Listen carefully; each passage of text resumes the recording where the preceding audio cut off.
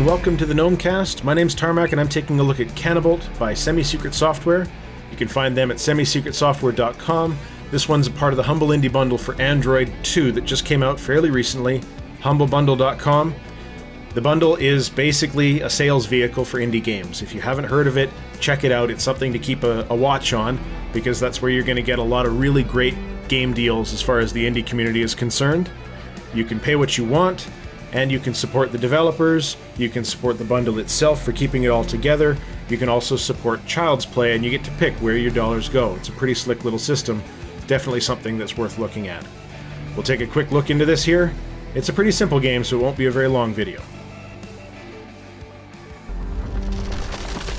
Okay, so Canabalt is an auto runner, basically meaning that the screen is going to scroll completely on its own. You don't get to control the direction, speed, or anything like that.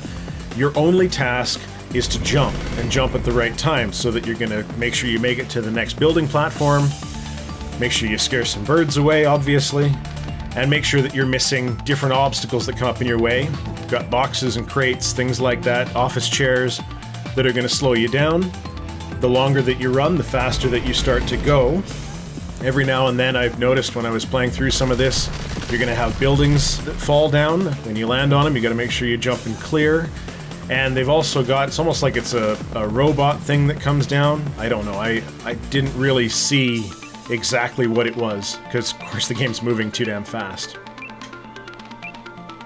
Gives you a tally at the end, you've got how many meters you made it before you died.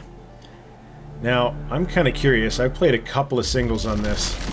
The double is difficult, because you got to keep an eye on two different characters. You got two jump buttons, one for each of them. It's meant for two players, obviously, but playing it solo adds even a little bit more challenge to the game. So there goes a little bit of speed as I run into a crate and an office chair.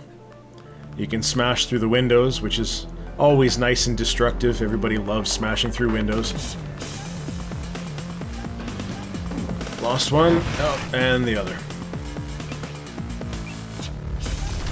I'm not really sure where the Michael Jackson motif came from. I mean, both of these guys, it's kind of uncanny. And it does get very difficult the further you go. So there was that robot thing that I ran into. The further that you go, the faster everything gets. So you've got to be jumping a little bit earlier, you've got to be maybe laying off the spacebar a little bit. The harder and longer that you press it, the higher they jump. Whereas a quick little tap is just going to be a pretty short jump. Oh, missed that one, that's excellent. Let's see if I can actually make it anywhere. The only frustration that I've had with the game so far is that this appears to be the only level. Either that or I just haven't gotten far enough to actually get any decent content out of the game, because it's the only background that I've seen. The music is pretty slick. It's done by Danny Baranowski, who did the music for Super Meat Boy. So there's definitely some good stuff on that as far as the backing track to the game goes. I can't really recommend it at the price that they're charging on the iTunes store. $2.99 is a bit steep for a game as simple as this. $1 maybe. But as far as the Humble Bundle goes, you pay what you want, you can kind of weigh out how much it's worth to you. That's me for this one. This has been Tarmack with the Gnomecast. Cheers.